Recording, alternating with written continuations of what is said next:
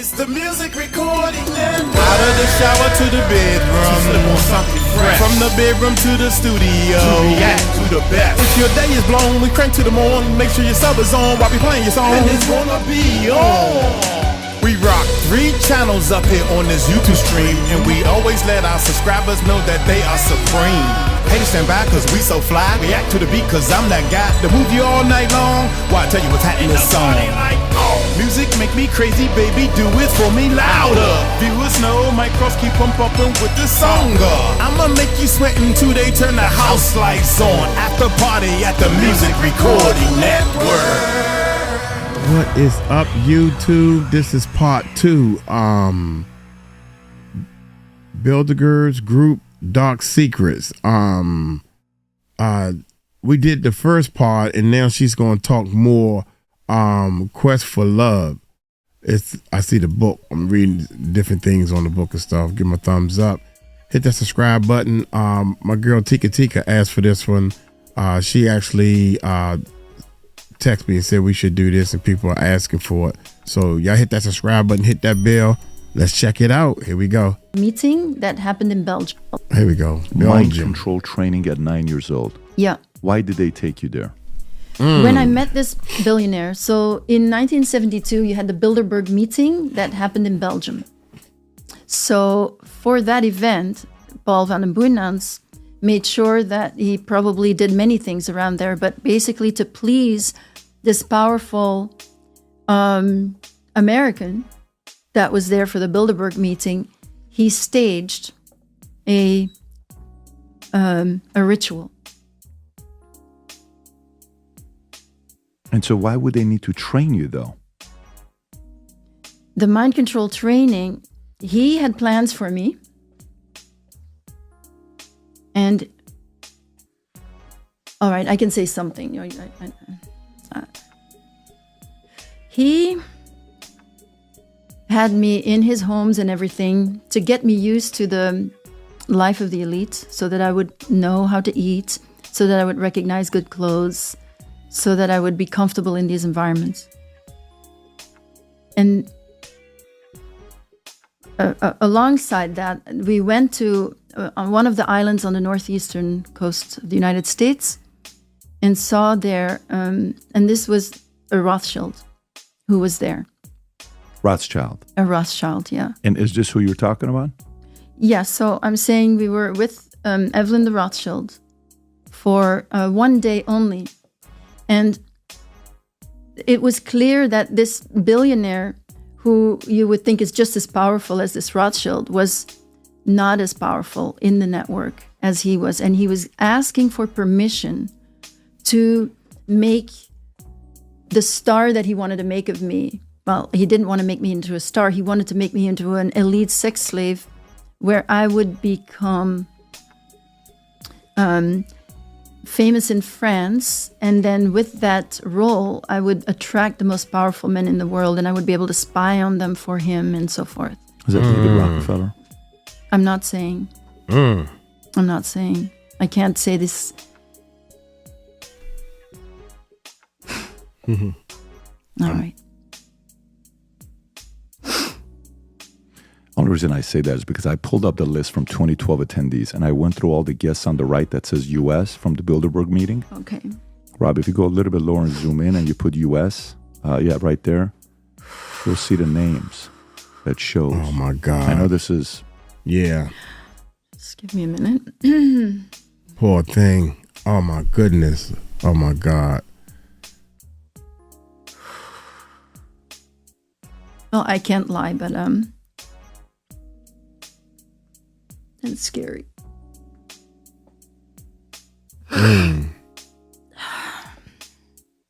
This is crazy.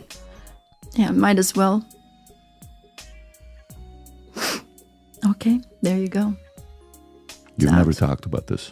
I've never said his name.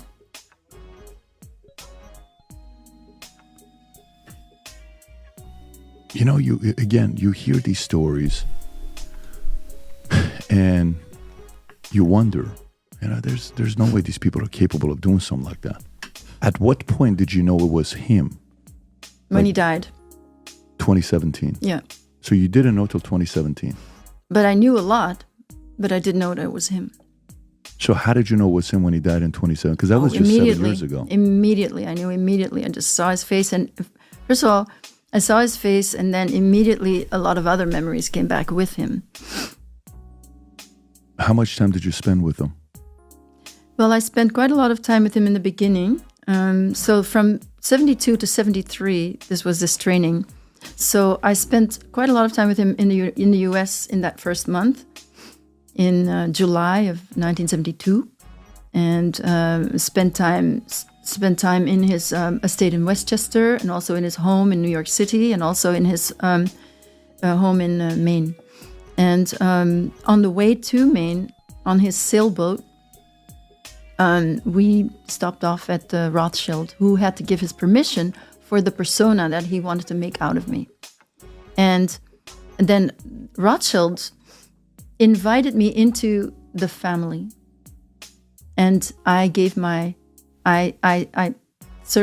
had not been treated very well up until then, so suddenly I get a very nice invitation. I feel, even this training, even though there was a lot of sex training also, just let's not make any mistakes here. This is not like I was just suddenly being treated really well.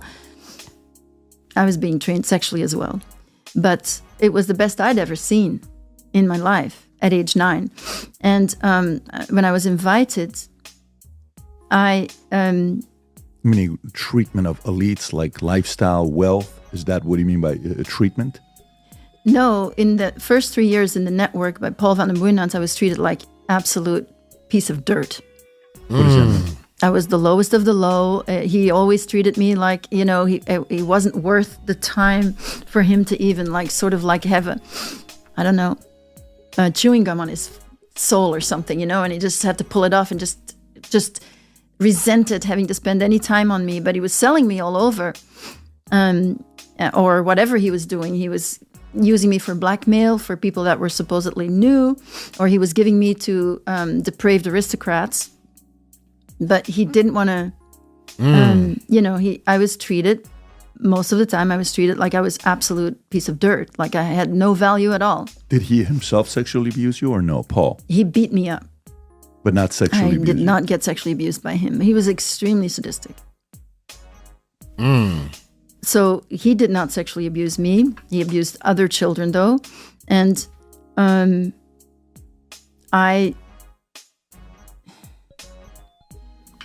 I don't remember being sexually abused by him. But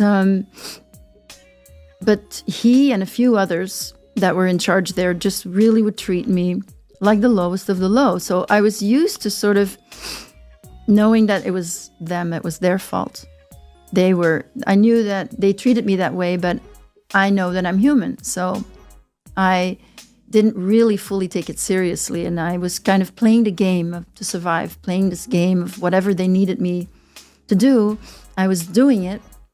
And then in 1972, suddenly 3 years later, I got, treated as very special.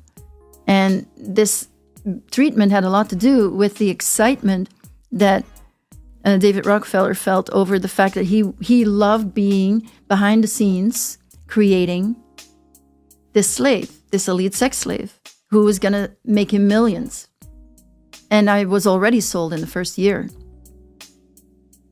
In that year, till I gave my will to the Rothschild. And he asked specifically, will you be part of the family? And I said yes. And he asked me to say, I will give my will. And a year later, I did not give my will anymore. And that's why I'm here. Why would Rockefeller do that if he's got billions at the time? That's a very powerful family. He was a pedophile, first of all. And these families... Rothschild and David, or more David? The Rothschild, I don't think, was a pedophile. But David... He was more powerful, but he was not a pedophile. David Rockefeller was a pedophile. There's a lot of survivors. I work with survivors. There are a lot of survivors out there of David Rockefeller, but I saw him in a certain light, and I've met one other person. I mean, now that we named David Rockefeller, I can tell you that the place where I was taken in Germany, in Heidelberg, the doctor that was in charge there, Hans Harmsen, I have met another survivor that was also a special project of David Rockefeller. And Hans Harmsen, who was the doctor in charge there, she was there too as a special project of him. And she also came across Hans Harmsen. Harmsen? Hans Harmsen. Harmsen. Yes. There you go. There you go. And who was he? I think that he was in charge of the special project of David Rockefeller for the mind control training. And I know one other survivor who went through similar experiences as myself later on. Did you ever meet him? Meet him? Oh, yeah. What was he like? Or horrendous. Unpack it. Okay. The way that you're trained in mind control training, it's based on torture. What I was used to doing as a child sex slave was to please men in some way or other, to get on their wavelength so that they wouldn't harm me, so that I could survive. With him, I never got anywhere. I never got through it at all. Most of these pedophiles, you could get through in some way. There's some way in which, I could sense intuitively what I needed to do to please them. So with him, there was nothing that I could do to get through to him. It was just completely mean and vicious. And one thing that he would do is I was forced to watch certain things to learn about men's behavior, whether it was, it was their weakness or their sexual preferences or their sexual desires, perversions, their sexual perversions. So we're not talking about regular sexual. We're talking about sexual perversions, to recognize those. And so I was forced to watch the films. And first I would see the man in the behavior, just his face, and then seeing him in the behavior, different things. And then I would need to guess based on a face what this person would do.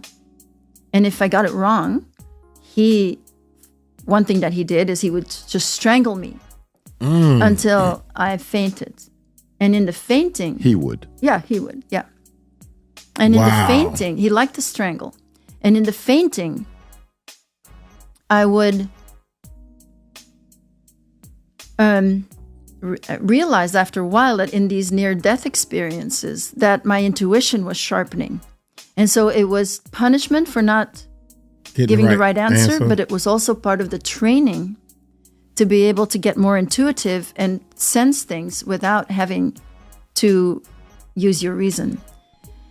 And one thing he did was he would strangle me, but first he would say, "Was bedeutet das? What does this mean?" And he would point at his own face, and then he would strangle me. And so his face to me means being strangled, or it did. That's how the programmation worked. So when I actually came across his photo, I felt like I was dying. And it took a long time. And I do a lot of yoga and meditation. And I had to really just go into the breathing and really, really just work through that programmation that seeing his face means you're going to die from strangulation. You're going to asphyxiate. He wanted you to know that. That is how programmation works in the network. That you know it, and your body has a reaction. And also, it is a way to get you from A to whatever they need you to go. So if this prompt means that, and that was in Heidelberg, he wasn't there all the time. Most of the time, there were 3 handlers that were doing this So if you go back to that, Rob, that says right there, he was a bureaucrat in the Nazi Germany. He was responsible for proving eugenic sterilization performed on the disabled. He supported forced sterilization of the mentally handicapped and helped to carry them out to Protestant intermission institutions for which he was responsible. David Rockefeller also was a eugenicist. You're going to think I'm crazy when I tell you this, but the last 13 and a half years, I've been working on my first fiction book to write, ever. Fiction book to write. And while I finished this book a year ago, I got the strangest phone call about one of the characters in the book where the guy wanted to meet with me and he read the book. And afterwards is like, wait a minute, am I the villain in the book? This is a story about a character named Asher, who is half Armenian, half Assyrian, whose father was involved in the Iranian Revolution, linked to Savak, working with the Shah, that they escape and he gets recruited to a secret society. When you go to the secret society, it's been around for a couple thousand years. They've developed some of the craziest leaders of all time. And they test you. There's unique tests that they have at the society where they test to see your emotional mental toughness. One of the tests that they have is very rigorous. It's purely mental. Of course, there's a physical one, but one is mental and emotional. If you're Armenian, if you're Syrian, if you're Persian, this is a book you're going to be reading and saying, holy moly, this is the kind of stuff you talk about in here? Yes. If you're somebody that's fascinated by history, this is a book for you. Characters. There's a technology that this society, secret society, builds where you go into a vault. I won't spoil it for you. When you go down, they have a technology where you get to sit down and watch and have a 3-4 hour conversation with Tupac. You can set up a debate between Karl Marx and Ayn Rand. Karl Marx is in the book, who wrote Communist Manifesto. Ayn Rand, who wrote Atlas Shrugged, is in the book. Marilyn Monroe explains the concept of seduction and sex in the book. When you read the book, it's about development of the next leaders in the world and how they do it and how they've been doing it for many years. And it's also about how to prevent the end of civilization and how this organization goes about doing it. So, I've never written a parenting book before, but if I ever wrote a parenting book, this is the closest thing to it because it's all mindset, a lot of crazy stories. Again, 13 and a half years. Trust me, I told myself I will not publish this book until I sell my insurance company and I'm fully disconnected from it, where it's no longer my responsibility 100%. When you read this, if you're a creative person, if you like fiction books, if you enjoyed Atlas Shrugged, or if you enjoy Divergent, if you like books like that, I think you're gonna enjoy reading this book. It's the creative side. Business books is very easy. Here's how you do it. Here's how this how it works. This is very creative. If you haven't placed your order yet, now you can order it on Simon & Schuster, Amazon. I'm gonna put the link up below somewhere here, maybe even in my profile. Go order the book and read it. I've never written a book where I can't wait to read your reviews to see what you think about this book. I better get this book. I'm going on this wild journey, and we have some plans with this book here. If you support the things that I work on, I would appreciate you going and reading the book, order the book on Amazon, and then post a review. If you enjoyed this video, you want to watch more videos like this, click here. And if you want to watch the entire podcast, click here.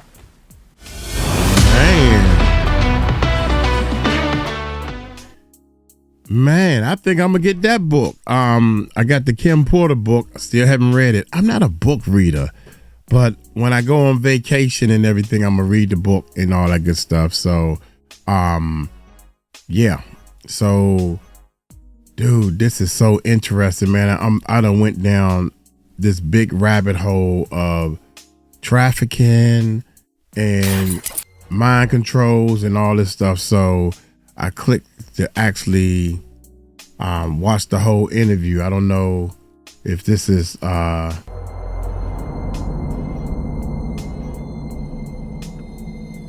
not gonna do it now, but I want to see if this is gonna be. I want to start off by saying this is a very yeah. So that's the whole one. So y'all put in the comments, let me know if y'all want me to actually put up the whole do a reaction to the whole. It's a 2 hour long. So y'all let me know. Oh man, that is heavy. If y'all want me to do a reaction on the 2 hour long one, and should I get the book? Y'all take it light, take it slow. Tell them Uncle Mike told you so. Peace out.